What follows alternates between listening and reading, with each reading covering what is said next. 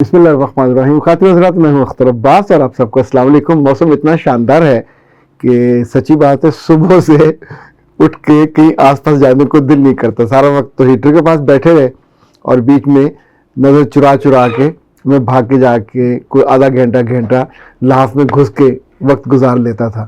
In fact آج سارا دن اس طرح گزر گیا اور بہت سارے آپ کے میسیج پڑھنے کا یعنی آمادگی نہیں ہو پائی. لیکن اب چونکہ ظاہر مجبوری ہے وقت پہ آپ کے پاس آنا. جب پیار کیا تو پھر ڈرنا کیا، جب محبت کی تو اس کو پھر نبھانا چاہیے. جب وعدہ کیا کہ اس وقت شام کو آپ کے پاس آنا ہے اور صبح آنا ہے تو پھر چوں کرے چاں کرے دل ہے نا جی، دل تو پاگل ہے، تو پھر تو وہ کام کرنا ہوتا ہے.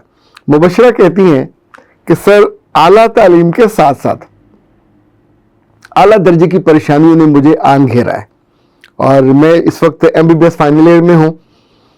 میرے سارے گھر والے خوش ہیں پر مجھ سے زیادہ ناخوش پوری دنیا میں کوئی نہیں ہوگا. تو بس استغفر اللہ.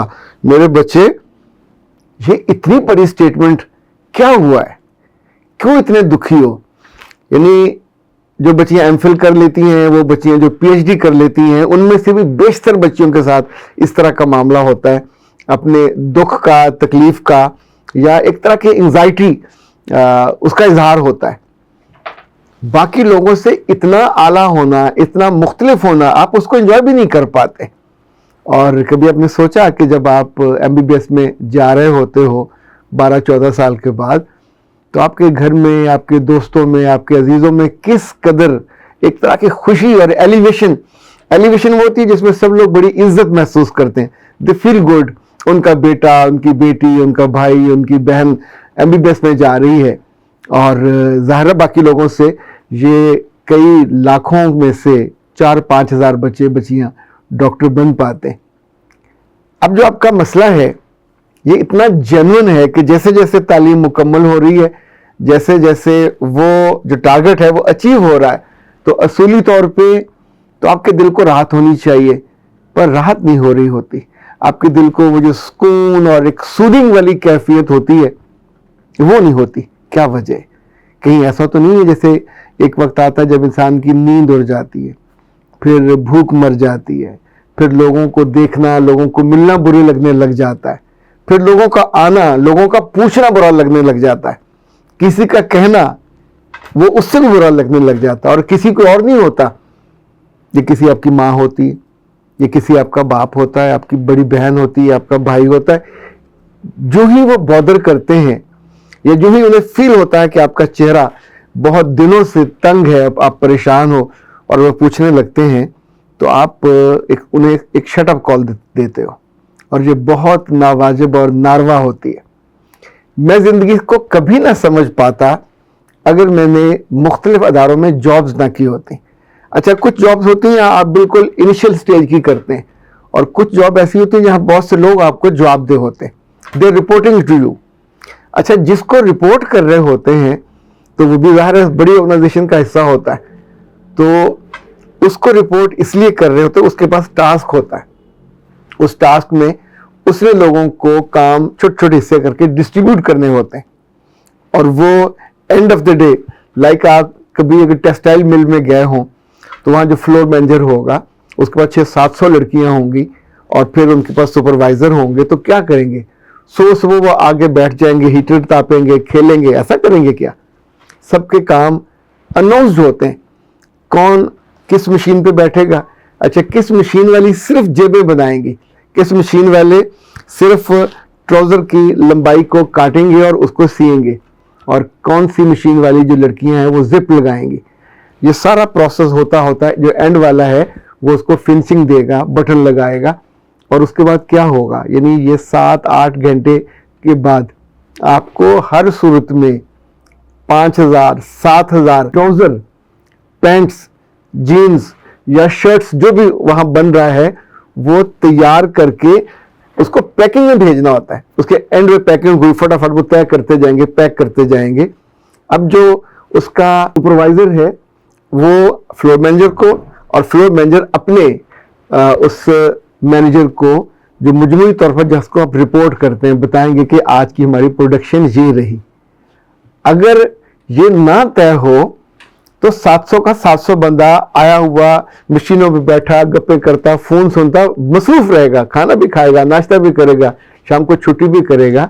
पर अगर आपने उनके साथ ये तय नहीं किया हुआ कि तुम हो किस लिए।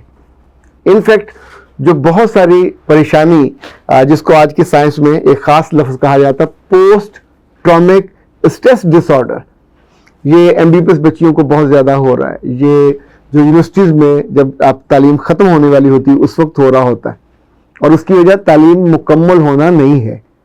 उसकी वजह आपको जब घर से निकलते हैं तो माँ बाप का बिल्कुल क्लैरिटी के साथ ना बताना होता है। आप जा रहे हो, लाइक प्राइवेट मेडिकल कॉलेज में अगर माँ और बाप हर महीने एक बेटी को 17-18 लाख रुपया दे रहे हैं उसकी पढ़ाई के लिए, डॉक्टर बनाने के लिए, तो करोड़ से ज्यादा बनता है। अब सोचिए, आप उसको कहते बेटा तेरी खुशी के लिए कर रहे हैं, no that's not the way. अब उसको बताते हो कि मेरे बच्चे, मैं अपनी जिंदगी में इतनी मेहनत बढ़ा रहा हूं तुम्हारे लिए, और तुम्हारे लिए इतने पैसे जो पहले हमने कभी घर पे भी खर्च नहीं किए, इतने एक महीने में तुम पे खर्च करने लगे। मुझे तुमसे क्या चाहिए? मुझे तुमसे एक शानदार, बाइज्जत, इतने सारे मेडल वाली डिग्री चाहिए, नंबर 1। मुझे तुम्हारे उस अरसे में रिस्पेक्टफुली एक कंपोज्ड बेटी के तौर पे या बेटे के तौर पे परफॉर्मेंस चाहिए। मुझे तुम्हारी शख्सियत में बैलेंस चाहिए, मुझे तुम्हारी शख्सियत में जाज़बियत चाहिए, और जब तुम वापस आओ तो फिर हम शादी करेंगे तुम्हारी। कहाँ करेंगे? अगर आप पहले से तयशुदा कोई अपनी ज़हन में चीज बनी, बता दीजिए कि वहां करेंगे। अगर ये नहीं है और आपने उसको कहना कि बेटा तूने रिश्ता भी ढूंढना है, तो उसको बता दीजिए कि तूने इस बीच में इन 5 सालों में अपनी पसंद का कोई लड़का ढूंढना है। उसका प्रोसेस क्या होगा? क्या तुम डेट्स करोगे? क्या तुम उससे मिलते रहोगे? दोस्ती होगी? क्या तुम कई लोगों को टेस्ट करोगे और उसके बाद तुम हमें बताओगे कि कौन बेहतर है? यानी जो भी आप चाहते हो, जिस जिस जगह आपकी क्लैरिटी नहीं होगी, आप अपनी बेटी को या बेटे को ज़हनी माजूर बना दोगे, और वो लाजमन जैसे जैसे वो आखिर पे जाएगा, अब आला तालीम उसकी मुकम्मल होने वाली बच्ची की, पर वो जानती है कि जिसको वो पसंद कर बैठी है उसे वो मिलेगा नहीं। इसलिए नहीं मिलेगा कि वो कोई बदसूरत है, वो भी बहुत अच्छी फैमिली से है, वो भी बहुत ज़हीन है, वो भी बहुत फतीन है, लेकिन माँ बाप ने इसको ये मैंडेट नहीं दिया था, इसको ये इजाजत नहीं दी थी कि तुम ये भी करोगे। अब सोचिए कि इस बीच में उसका 1 साल अगर ज़ाया हो गया इसी मोहब्बत की वजह से, तो माँ बाप के यहाँ उसका दर्जा यहाँ से गिर के यहाँ आ जाता है। आपकी घर में जो टोटल रिस्पेक्ट है वो भी डैमेज हो जाती है। जो आपका इम्पैक्ट था उस घर में, आपका जो एक बड़ा माना जाता था कि ये बहुत आला दर्जे की हमारी बेटी या बेटा है, चूंकि अब आपने उसको डेविएट किया। आप अदारे में आए, सुबह आके बैठे, शाम तक आपने कख नहीं किया। जो परफॉर्म करना था आपने वक्त पे डिग्री मुकम्मल नहीं की, आपने अपनी शख्सियत को उस तौर पे उम्दा नहीं बनाया।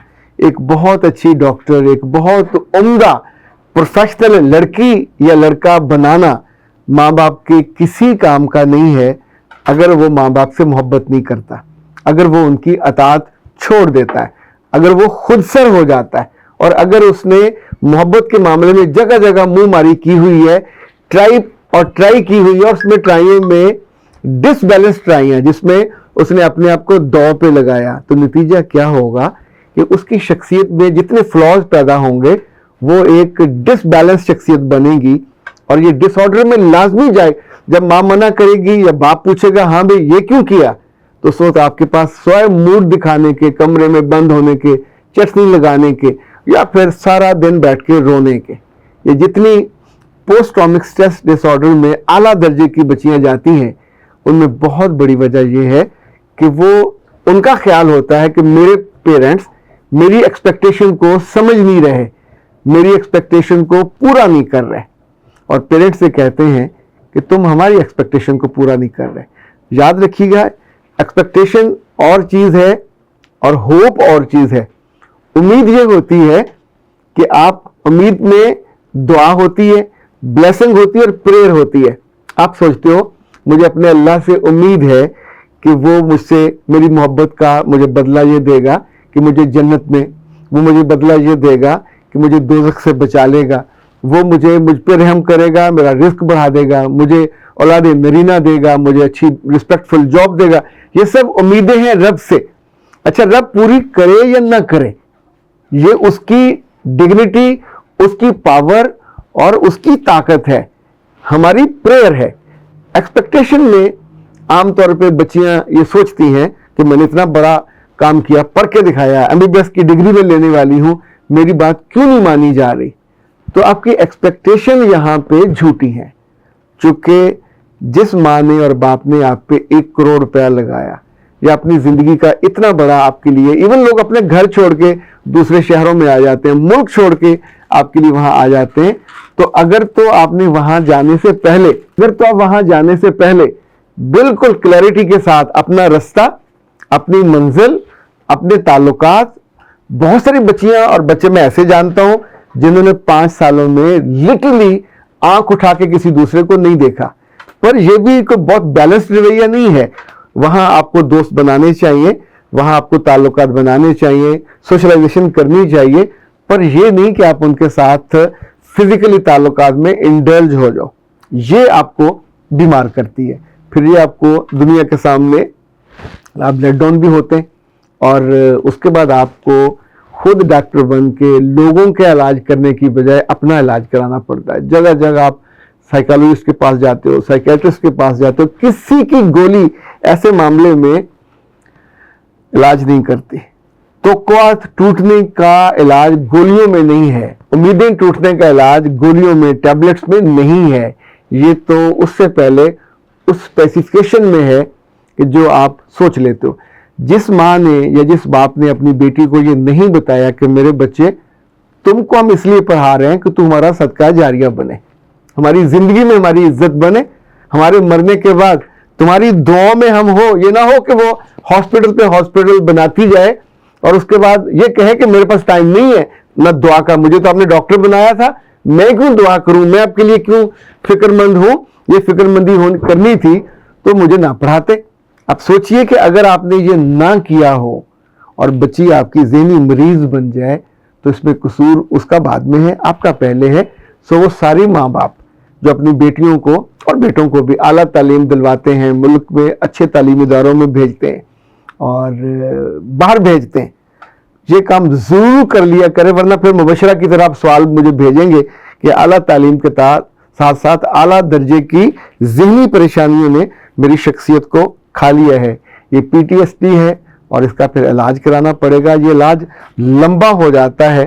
یہ جو محبت نہ ملنا یہ المناک حادثے کی طرح ہوتا ہے، کہیں جنسی، کہیں جسمانی، کہیں فزیکل جو ڈس آرڈر ہے یہ پھر آپ کو پریشان کرتا ہے. اور اگر یہ کیفیت 6 ماہ سے لمبی چلی جائے تو پھر یہ ایسا مرض بن جاتا ہے جس کو دور کرنے میں بھی وقت لگتا ہے. اختر عباس کو اجازت دیجیے. السلام علیکم.